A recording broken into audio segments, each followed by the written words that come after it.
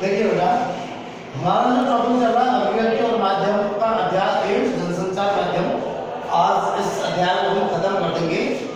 इसमें हम पढ़ रहे थे लिपि से मुद्रण तक का सफर। लिपि से मुद्रण तक का सफर हमने जो है उस दिन पढ़ा कि लिपि का आविष्कार जो है संचार के क्षेत्र में दूसरी बड़ी क्रांति थी। ध्वनि पर अवलंबित जो लिपि थी उस लिपि के विकास से पूर्व मानव ने भाषा के अतिरिक्त अभिव्यक्ति के और भी कई माध्यमों का प्रयोग किया होगा, इशारों का प्रयोग किया होगा, किसी प्रकार के और भी साधन अपनाए होंगे। चित्रलिपि अपनाई थी जिसे पिक्टोग्राफी कहा जाता है। उसके बाद में जो है प्रागैतिहासिक काल में भी संसार के विभिन्न भागों में जो है इस लेखन विधि का प्रयोग हुआ था। पिक्टोग्राफी के कुछ रूपों ने और विकसित होकर के ऑडियोग्राफी का रूप ले लिया। किसका रूप ले लिया? ऑडियोग्राफी। ऑडियोग्राफी के प्रस्तुतिकरण के साथ साथ इससे जो है अमूर्त विचारों और उन विचारों की अभिव्यक्ति का असीमित शक्ति थी इस ऑडियोग्राफी में। ऑडियोग्राफी के बाद में जो है बाद उस टाइम में प्राचीन जो मेसोपोटामिया और कीट की तथा हित्तियाइट की जो लिपियां हैं वो भी इस वर्ग की लिपियों के विकास के अगले चरण में उस अगले चरण जो थे लिपियों के विकास के जो अगले चरण थे वो अगले चरण और भी महत्वपूर्ण थे। एक और लोगोग्राफी का विकास हुआ और दूसरी लिपि कौन सी? लोगोग्राफी। लोगोग्राफी का विकास हुआ। तो लोगोग्राफी का जो विकास हुआ इसमें प्रत्येक शब्द के लिए एक स्वतंत्र चिन्ह था। किसके लिए? एक शब्द के लिए, वर्ण के लिए नहीं, एक शब्द के लिए स्वतंत्र चिन्ह था। इस लिपि को शब्द लेखन भी कह सकते हैं। ऐसी लिपि को क्या कहते हैं हम? शब्द लेखन। शब्द लेखन कह सकते हैं हम इसे, ठीक है ना। दूसरी धारा थी ध्वनियों के आधार पर लिपियों के विकास।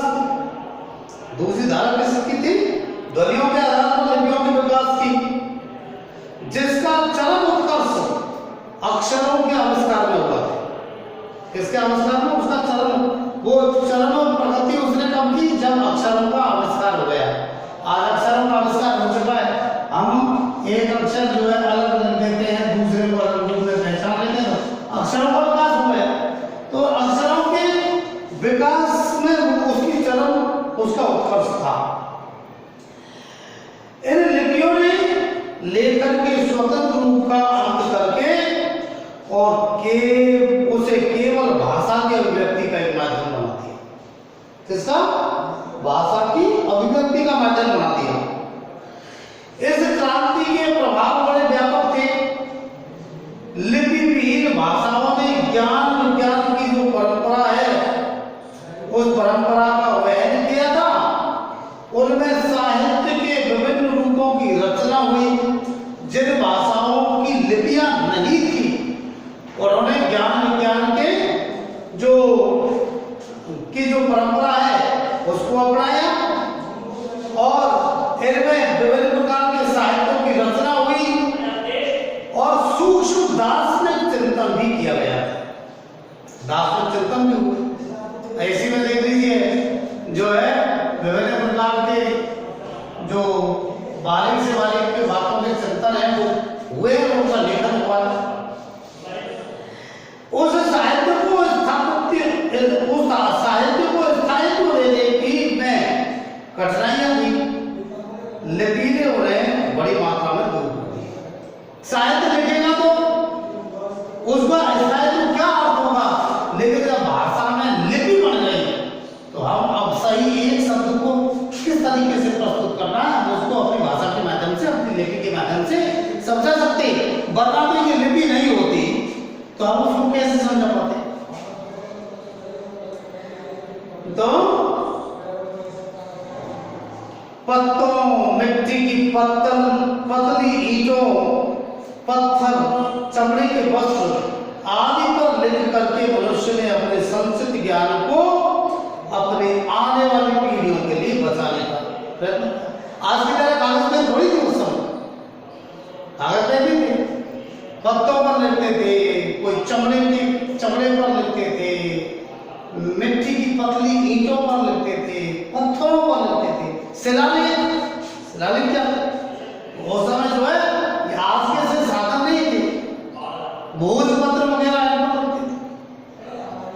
तो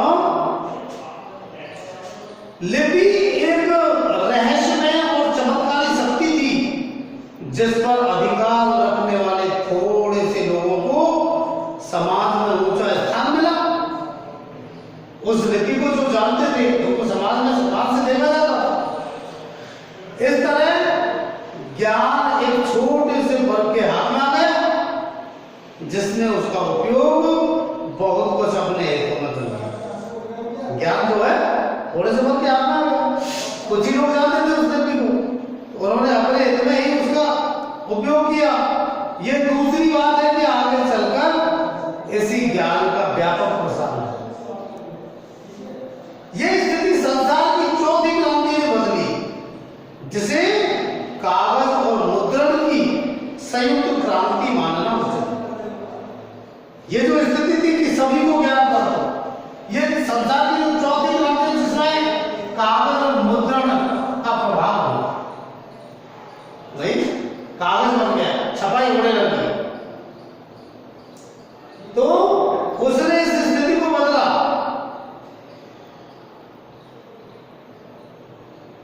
कागज के आविष्कार का श्रेय चीन के साई लुन को दिया जाता है। कागज के आविष्कार का श्रेय, कागज का आविष्कार किसने? चीन के साई लुन ने। चीन के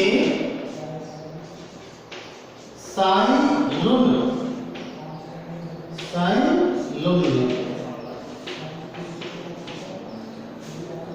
लुन ने किया था। ठीक है,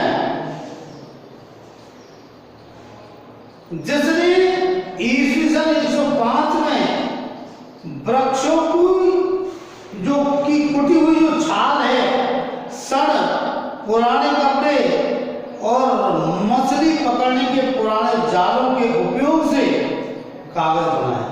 कब? ईस्वी सन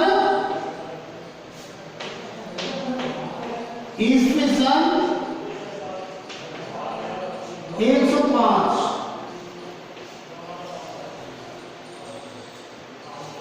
क्या कैसे? वृक्षों की छाल, सन, ये परसण जो कहते हैं ना, सन, और पुराने कपड़े और मछली पकड़ने के पुराने जालों का उपयोग करके उसने क्या बनाया था? कागज बनाया था। 500 वर्षों तक यह शिल्प चीन में ही रहा। 500 साल तक। कितने साल तक? 500 साल तक यह कला चीन में ही नहीं। 500 वर्ष तक चीन में ही नहीं। 7वीं सदी के आरंभ में यह कला जापान पहुंच गई। कहां पहुंच गई? जापान। और बौद्ध भिक्षुओं ने मलबरी वृक्ष की छाल से कागज बनाना आरंभ कर दिया। किसने? बौद्ध भिक्षुओं ने। बौद्ध भिक्षुओं ने मलबरी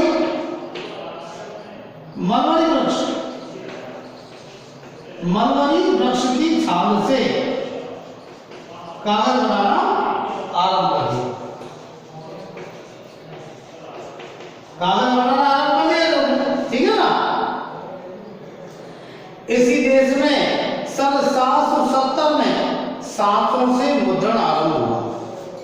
जापान सांचों से मुद्रण 700 कब? 770 में आरंभ हुआ था। 770 ईस्वी में आरंभ हुआ था।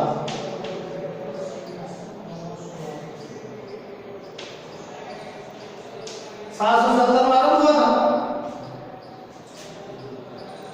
साम्राज्य की सोकोटू की आज्ञा से 10 लाख प्रार्थना पत्र छापे गए थे। कितने? 10 लाख प्रार्थना। इस योजना को पूरा करने में 6 वर्ष का समय लगा। ज्ञान को सर्वसुलभ बनाने की क्रिया का आरंभ इसी प्रकार के प्रयत्नों से हुआ। धीरे धीरे छपाई के प्राथमिक रूप संसार के दूसरे भागों में भी पहुंचे। कागज बनाने की कला वहां पहले ही जा चुकी थी। यहां से चलो टाइप के आविष्कार ने मुद्रण को नया रूप दे दिया।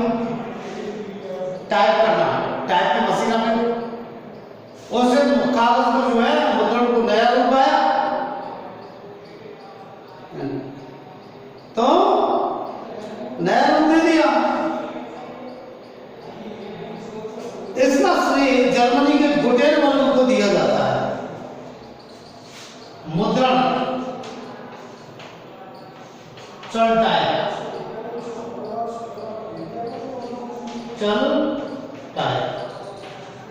जर्मनी के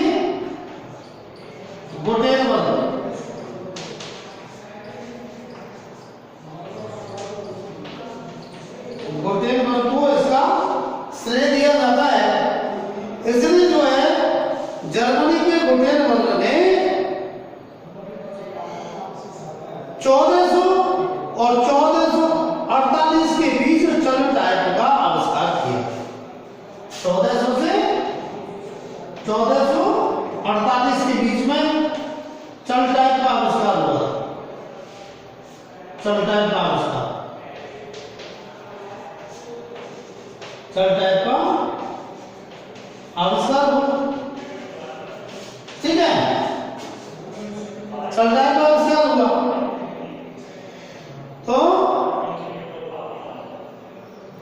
उसकी 428 पंक्तियों की बाइबल, गुटेनबर्ग बाइबल को कई विद्वान दुनिया की पहली छपी हुई पुस्तक मानते हैं। कितने?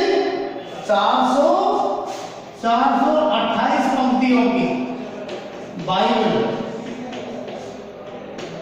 क्योंकि जो बाइबल की पुस्तक थी उस बाइबल को दुनिया की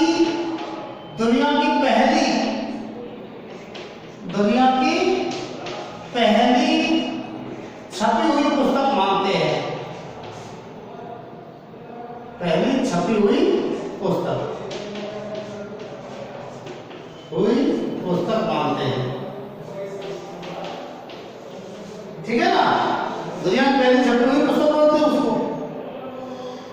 तो वैसे यह दावा दूसरी पुस्तकों के लिए भी किया गया। संभवतः सन 1300 के आसपास छपी एक कोरियाई धार्मिक पुस्तक अब तक उपलब्ध पुस्तकों में से सबसे पुरानी है। 1300 में छपी थी। इस पुस्तक में चल टाइप का उपयोग नहीं हुआ था। मुद्रण के आविष्कार से पुस्तकों और समाचार पत्रों के प्रकाशन का रास्ता खुल गया, क्योंकि छपाई होने लग गई, तो पुस्तक छपने लग गई, समाचार पत्र छपने लग गए। इस तरह ज्ञान के प्रसार और स्थायित्व की संभावनाएं बढ़ गई।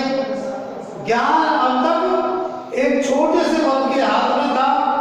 पुस्तकों और समाचार पत्रों ने उसका दायरा बढ़ा दिया और वह क्रम से सर्वसुलभ होने लगा।